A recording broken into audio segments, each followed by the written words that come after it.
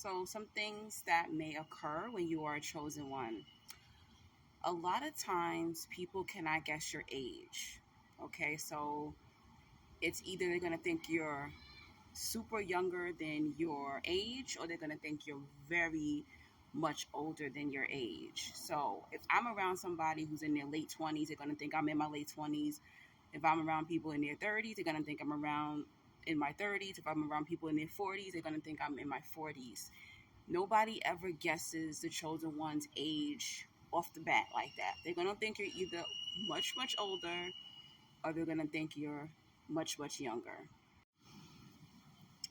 And God normally picks which group of people you work with. So you might do well with young people, and then you might do well with elderly people. Another thing that happens that people of other cultures and races will try to claim you. So there's been many times where white people are like, "You're mixed, right?" And I'm like, "Absolutely not." So if I'm around Latinos, they think I'm Afro Latino. If I'm around Black people, they think I'm Black. If I'm around African people, they'll think I'm South African. There's always somebody trying to claim the chosen one as theirs. They'll even argue or fight over them. Like, no, they're from this city, they're from this country, they're part of us. So pay attention, especially those celebrities that they fight over, trying to figure out where they come from. So chosen ones will get fought over of what country, what city they're from, what race they are, what ethnicity they are.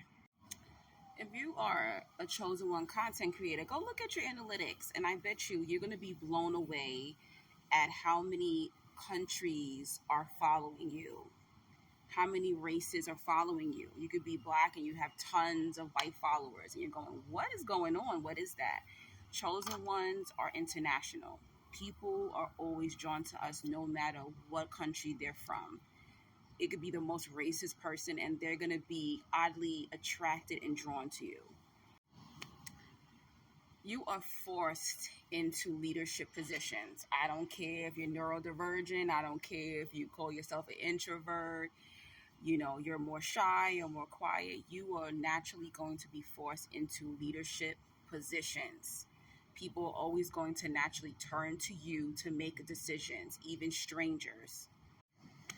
Your family will make you the fall guy. You will become the black sheep. And even though they're abusing you, you are the child that always makes the final decisions. You're the child that always has to watch the younger ones.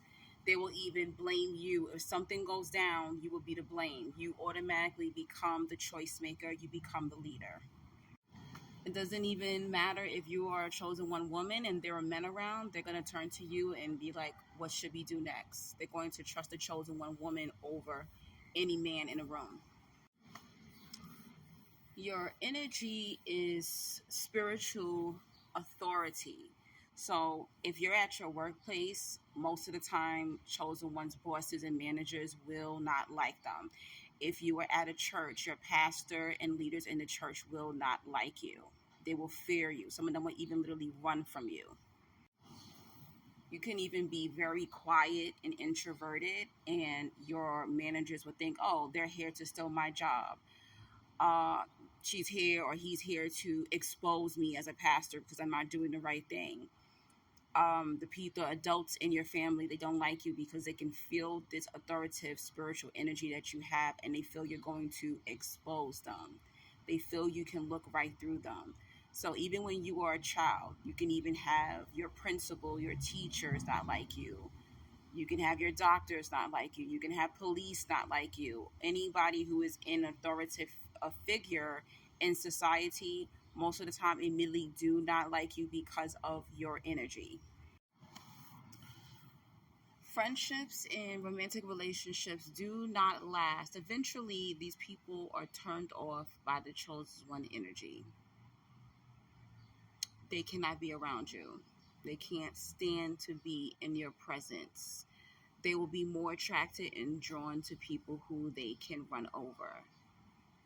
They constantly can feel spiritually that you can read them, that you know them. They like to be hidden when it comes to their friendships and relationships. So it becomes almost like a spiritual competition. They prefer to be with people who are beneath them spiritually. And automatically, in order to continue a romantic relationship or friendship with a chosen one, you have to elevate to your higher self, not to the chosen one's level, but to your own higher self. And that is something that they are uncomfortable with. Most people like to be lied to in friendships.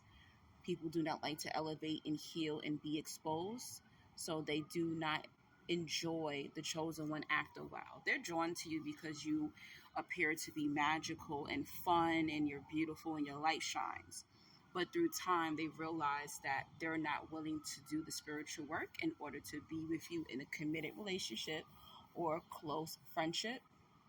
And that's why chosen ones friendships have to be temporary.